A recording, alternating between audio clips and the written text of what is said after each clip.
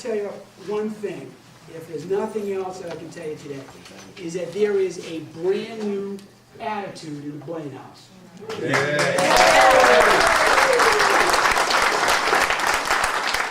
And in the Capitol, and in the Cross Building. We work for you. Hey. First day, we met with Treasury, the Treasury staff. There were only 14 of us on Treasury. We're all money counters, your money counters. I made it very clear, we got the staff together, I said we're going to do things a little bit differently here. Number one, when that phone rings, you jump. I don't care how high you have to jump, you jump, because these folks out here that pay the bills are the customers. And everybody understands that. While we had this group meeting, some in the back room said, Mr. Treasurer, may I? I said, of course.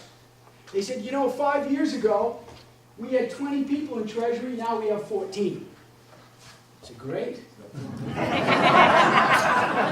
They said, well, we have a vacancy. Someone retired 9 months ago. Okay? They said, well, we're going to fill this. I said, let me make this real clear right now. I'm not sure what Governor LePage will do, but that spot will not be filled. We're going to work harder, we're going to work smarter, because we work for the taxpayers of Maine. You pay the bills, we get it.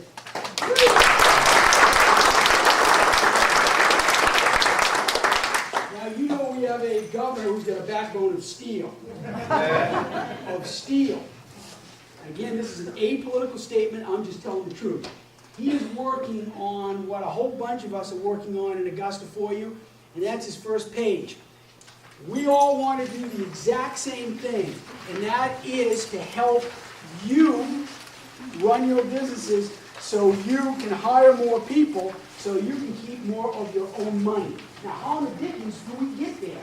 There are 6 things we have to do. First is we have to reduce the size of government, make it more streamlined, more efficient, and cheaper. If we're able to do that, then we can reduce taxes and fees. And in this first budget, there is a tax reduction. And this is a bear of the budget the governor put together. He deserves credit. We also need to simplify our business regulations so it's easier to do business in this state. Not more difficult, easier. And the governor has reached out to the business community. Not waited until you folks come to Augusta and complain, but going to them, going to you folks who create jobs and say, tell me, tell us what we can do to help you hire more people. Very important. And I know also, Becky, I think you mentioned back here healthcare costs. The governor is working on that hard to get premiums down and energy costs down. I work on number 6, primarily. On other pieces, but primarily number 6. Now, Gordon, this is a great night. It's 48 degrees when I drove up here. It's almost like Miami, but I'm going to scare the daylights out of a lot of people right here. Go to the next page, please. Now, this is Maine, and this is mid-coast, and I live down in Georgetown, so I don't want any wine in here, Gordon. We're going to tell the truth, right? Okay. This is what I call our state debt profile. This is how much money taxpayers, all of us, are on the hook for. Whether you're a Democrat, a Republican, a Green, or Independent, it does not matter. The top line that has a red check mark, that is the only amount of debt that the voters of Maine have approved. $500 million in outstanding bonds. When you folks go to the polling station and you approve these bonds, Treasury issues them. We borrow that money on your behalf to fund these projects by selling bonds. You've approved that. Now, one of the first things I did when I got the Treasury 4.5 weeks ago is we were drilling down, have been drilling down very deeply. There are 7 state agencies that were created by the legislature that operate independently. Now, they have good purposes, providing loans for kids that want to go to college, providing cheap credit for folks that want to buy their first home, small business loans, things of this nature, sewer treatment plants, libraries, schools. But there's very little oversight and the governor and I are completely on the same page on this, and we've been trying to wrap our brain around this. The important thing is the following, is that there are 7 of these agencies. I sit on 6 of them, and now we ask questions that were never asked before. Why do you want to borrow this money? Why so much, and why now? Now, the argument that I've been told now for 4.5 weeks is that, Mr. Poliquin, you don't understand. You're new here. All right? I'm new here. Educate me. The borrowing that we do here by selling these bonds, it's the income we get from student loans or people paying off their mortgages that support these bonds. And the state has no concern. That's what they said about Fannie Mae and Freddie Mac. Yeah. All right? So I don't buy that argument, and Paul doesn't either. So what we are doing is taking a very close watch on this. I sit on these boards, and I believe that if any of this $5.5 billion of agency debt has any trouble where they're going, you bet. The taxpayers of Maine. I do not buy the argument that these are independent. As a result, we're monitoring this very closely. Now, the only board I'm not on is the Maine Turnpike Authority.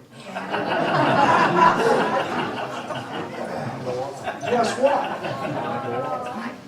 Treasury has submitted one bill. It has 4 or 5 parts. I won't get in the weeds with you, but part 1 has put me on that board.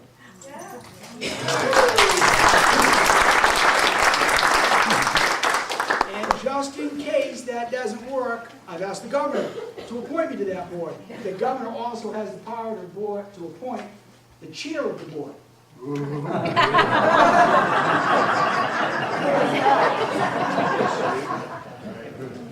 The University of Maine has borrowed $200 million on their own. If they get in trouble, they're coming to us, in my opinion. And then the 2 things, in particular one, that absolutely keeps me awake at night, and I've been talking about for 2 years, which is the unfunded liability, the debt that the taxpayers owe to pay the retirement benefits for our teachers and our state workers. Now, my dad, 81 strong, love him to death. He was a school teacher for 25 years in Waterville, which is our hometown. He is in this system, very close to me. I cannot blame, and neither should any of us, our state workers and our teachers who are in the system. They do the best they can for their families. But I'll tell you who we can blame.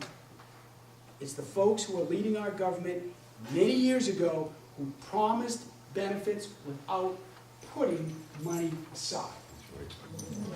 So we have this huge debt that's been growing for 30, 40, 50 years.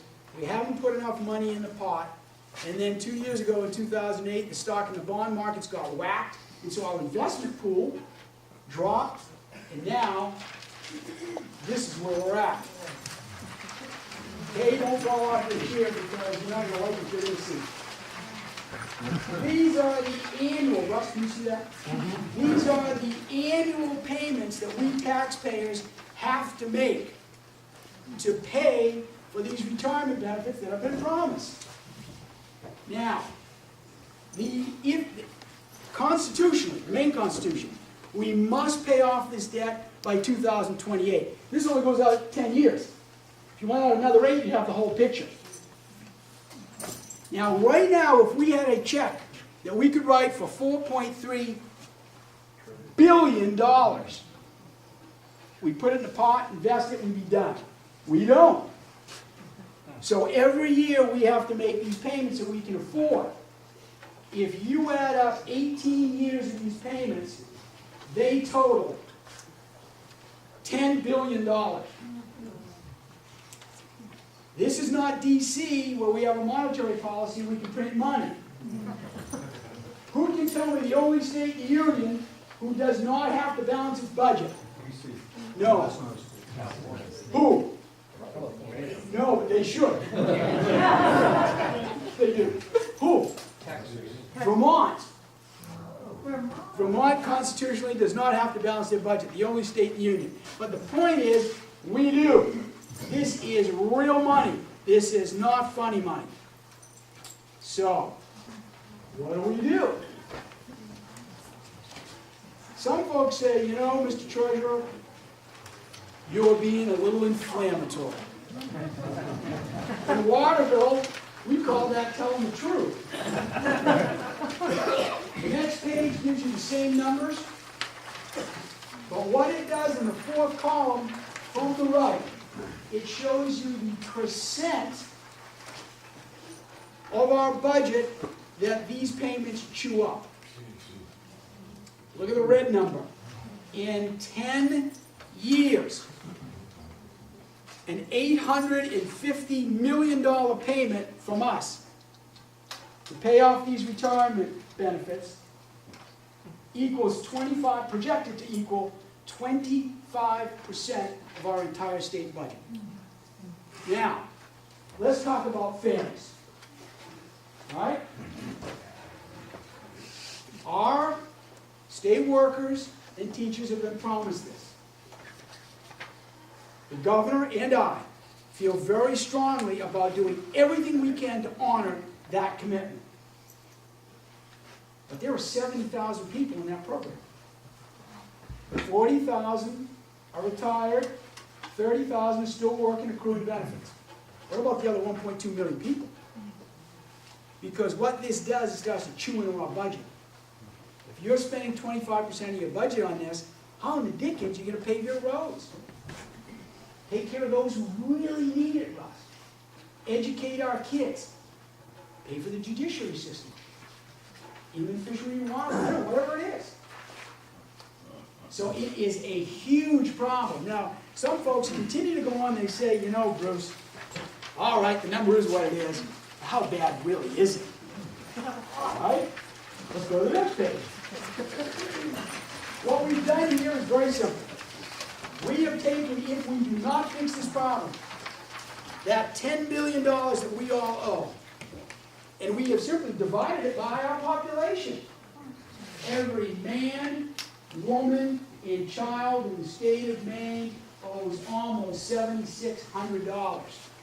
Now, if you take those of us who file a tax return, businesses and families, and whoever files a tax return, they owe $15,000 to pay off these returns. But you know, sometimes I still get, well, Bruce, all these other states are in a mess too. So why are you so complaining about this? All right. Let's go to the next page. These are not my numbers, by the way. This is Moody's Investment Service.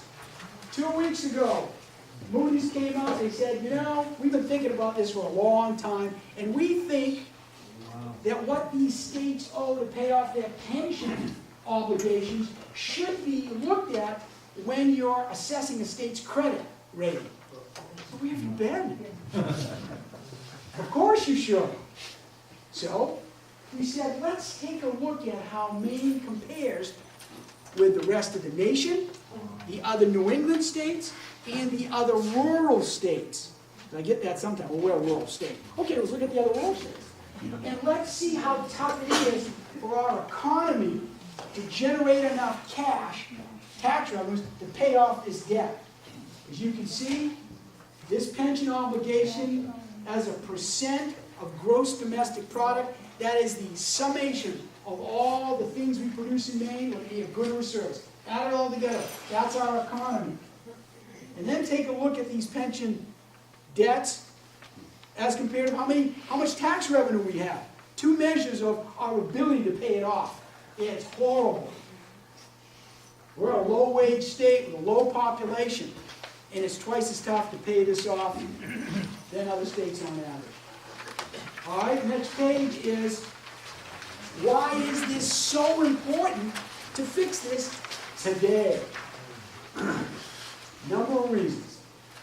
Number one, as I just showed you, is that these annual payments to pay off this debt is starting to chew up our budget and prevent us from adequately funding core services. I don't mean on fringe, I mean the guts of what we do here in the state. Second of all, if you're a business owner and you have a shot at investing in Maine or some other state, you're naturally attracted to a place where you don't have to worry about taxes going up to pay for this, or services being cut to pay for this. I ask you this question. Would you invest your company's assets in Illinois, or California, or New York, or Michigan, or Arizona, or New Jersey? Would you buy their bonds? That's why this is so important. The bond rating agencies are looking at us very closely. And they are waiting to see if we're going to fix this problem. And if we do, they're going to look at this very favorably. Will they increase our rating? I don't know. They never took their hand. But they always mention this is one of our big problems up here. The last reason to fix this right now is because you've got the human assets in Augusta with guts to fix this. You've got a legislature that has courage. 50 out of 186 people are freshmen, many from the business community.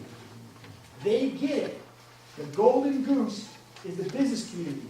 You generate the jobs and the tax revenues that feeds everything else. We've got to fix this to help you.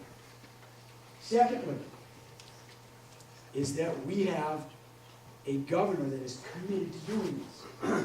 You have a constitutional officer in Treasury that understands how serious this is.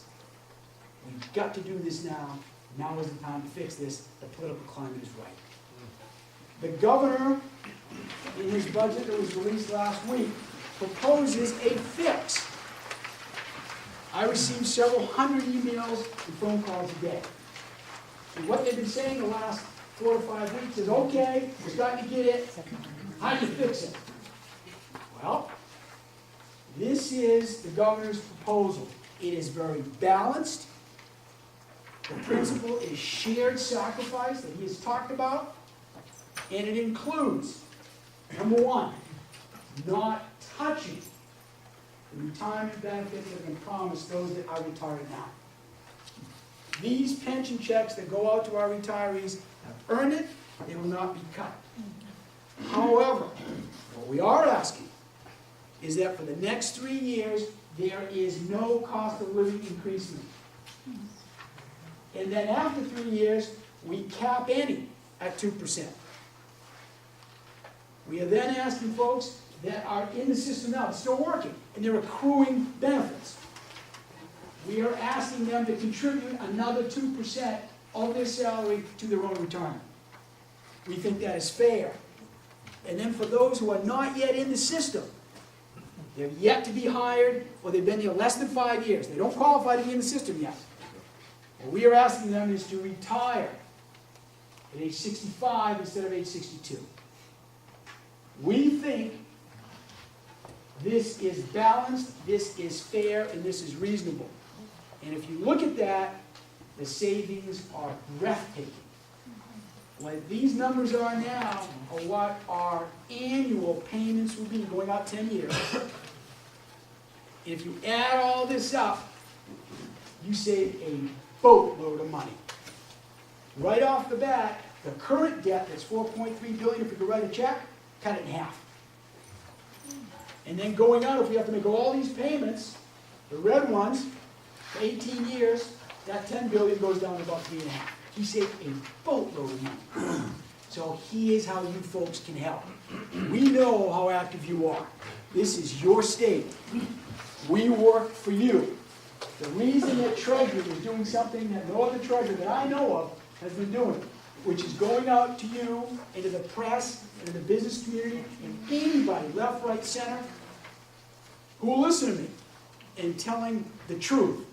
We're putting so much pressure on the legislature. And if we have a couple legislators here, I would love to introduce you. I don't see any of them here. I'm sorry, Wes, I'm sorry. You're right in the center. If you would have bought a pie, I would have. Wes knows this. Wes has got backbone, we all know it, he's gonna do the right thing. But we are putting as much pressure as we humanly can on the legislature to make sure when that vote comes up, that we have the courage to do what is right. This is tough, and anybody that votes for a solution to fix this should be greatly cheered, because this is tough, but it is the right thing to do. Gordon, with your approval, I'd love to answer any questions that anybody might have. Marissa, now, in the public sector, these GASB rules say the following. You have to disclose how much money you owe, but you don't have to fund it. So, folks have not funded it, and we're in a pickle. So this mess was not created by Wes and the other folks that are there now. But we gotta fix it. That's the price of leadership. Does that answer the question? Yeah, just the state statute is to, where, in other words, the GASB part of it, and then there's legislation, I assume, in the Constitution or whatever. Oh, got it. Yeah. The unions were so concerned about 15 years ago about folks being able to raid this pool of assets and use it to pay, you know, a budget, pay for a budget, balance a budget, that what Representative Richardson is saying is that in the Constitution, the Maine Constitution, they have a number of things dealing with a pension fund. Number one, this must be paid off in 2028. That's number one. Second of all, most of the pieces that compute the benefit are cemented in the Constitution. There are a few that are on the outside of it, like this cost of living adjustment, like the retirement age, and like how much participants need to participate, contribute. And that's, of course, what we've worked with.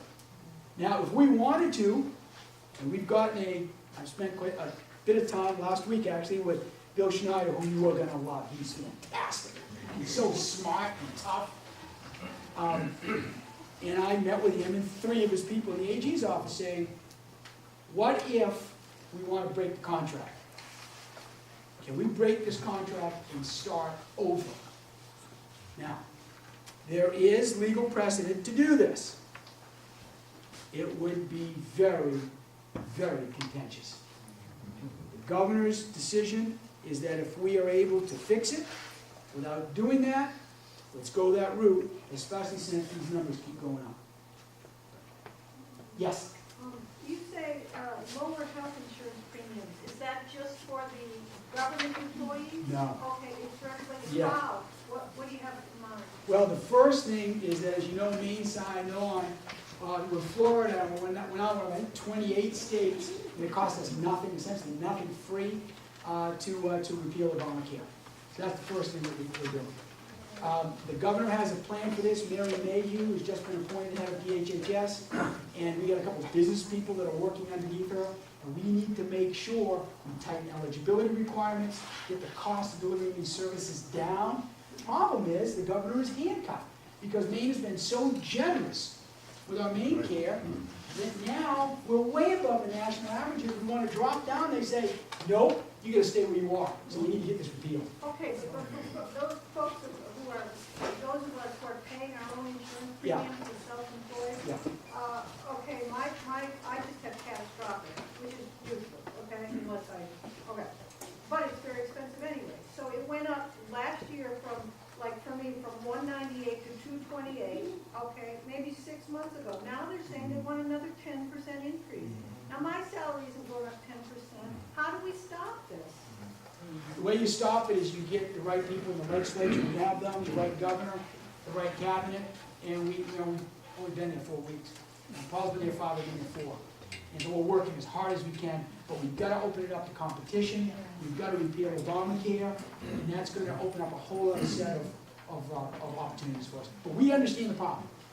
Yeah, And get rid of a bunch of unfunded mandates. Exactly, that's what's killing us. because the problem is if we can't afford our own premiums, then we drop our insurance altogether because it's either the mortgage or the insurance, okay? Then we go to the hospital with a problem, who's going to pay for it? The state. Sure, Yes. ER is 7 times more expensive than ER. Right. Yeah, I agree. Yeah, my sister's in the ER nurse, I know that. I agree. Yes, John. Anybody talking about tort reform? Ask Bill Schneider next week or the week after next month. I don't have an answer. John asked, what about tort reform? And I just asked Bill. That's fair. Yes. Speak I up now. have a copy of the budget here, and it looks like the 2012-13 proposed budget by the governor is going up 7.8%. There's no inflation, no Yeah. cost of living increases. Yeah.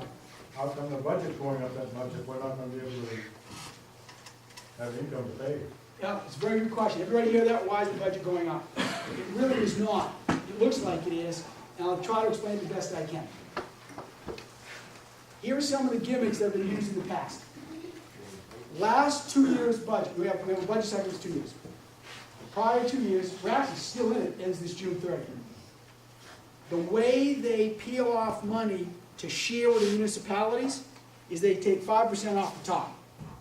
Right off the top of the revenues. Whatever the tax revenues are, take 5% right off the top. What does that do? It lowers your budget. You're still paying the money to the towns, but it's invisible, it's not transparent. What the governor said, no way, no more.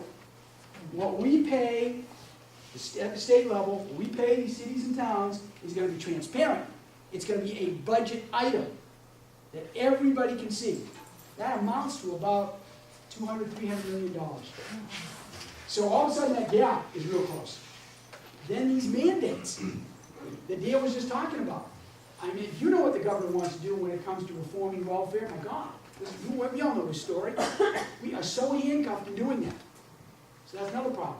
So he's working as hard as he can. Plus, there's a reality. How big is our, Wes, in the legislature, how big is our spread?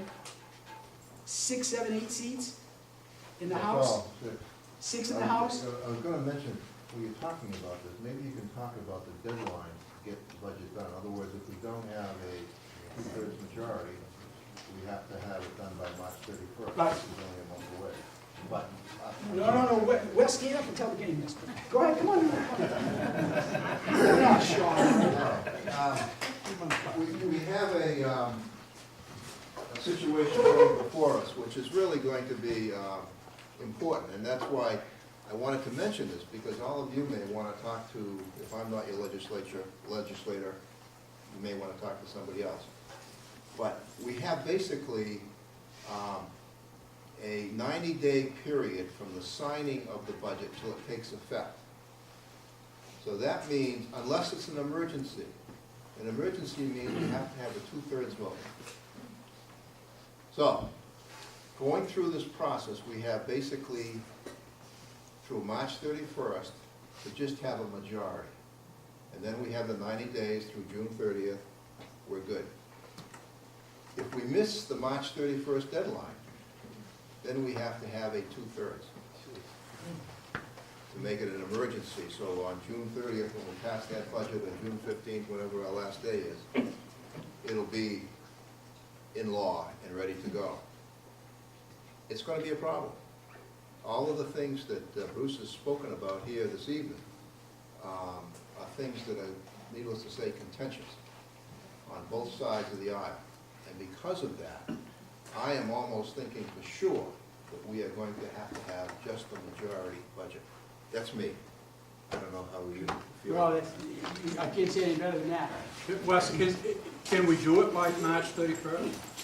It's going to be tough. What do we have to do to make it happen? Yeah. The Appropriations Committee is meeting almost 24/7. And they are working to bring a budget that will meet the governor's deadlines, numbers and deadlines. So we have to have it done by then. And like I say, I think it's going to be a majority budget. Wes, what does that mean? A majority budget means that the 76 to 70, whatever, 151, the slight majority can pass it. But because it's not a 2/3, then laws go into effect 90 days after they're signed. We need 76 votes in the House by March 31. After that, it gets more difficult. But to go beyond March 31st, we need 100. And there are 35 in the Senate. What about passing? 151 in the House, 35 in the In the Senate, it's gonna be 2/3 in both houses. 2/3. How about before March 31? Is it also one vote? It's one vote, One vote in the Senate also? correct. House and Senate, okay? So how many more votes? Well, we just need a simple one vote before March 31st, March 31st or before. After March 31st, have that though. we have that right now. But the Appropriations Committee has to do the hard work. That's the problem. How do we help her? What can we do? I think the important thing is to keep communicated with some of the bills that are going to be coming up, the public hearings that will be coming up in the Appropriations Committee are going to be colossal because of the cuts that we're talking about. Yeah, but who do we have to call? You can call Yeah, you know what I mean? me or Chris Rector, as the senator. No, I mean as far as getting votes. You know what I mean? I mean, that's the bottom line, is who do I have to Absolutely. call? Well, the best thing you can do is go to the State House and testify on, as some of these departments are coming up, testify and say, yes, this is the number I think we should use, because it's gonna be part of the governor's budget. I didn't mean to. No. What I'm trying to do is pull up the number for you. Okay. If you pull out, let's see, and again, I'm on the record, this is an apolitical office.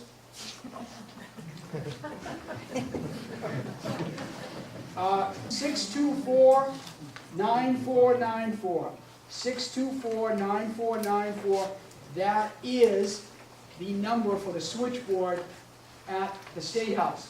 And you just tell them where you live, and who's your representative, who's your senator. You have two. Everybody in this room has two, senator and rep. Doesn't matter if they're Republicans or Democrats or independents. What was that number again? 624-9494. For everybody, left, right, center. Call them up, tell them you want the budget passed. The question is, it's a real good one. It's a real fundamental question. What about defined benefit versus defined contribution plans? The reason we're in such a hole is because this is what they call a defined benefit plan. All the risk is on the state to pay for your benefit, depending on how long you've been there, how much money you've made. So the investments go belly up, I still gotta pay you. State's still gotta pay you. Who's that? It's the taxpayers. Now, one of the recommendations, frankly, that I put in the stew was, for new employees, we need to go all 401k, all defined contribution. You put in some money, the state puts in some money, you get what you get, just like in the private sector.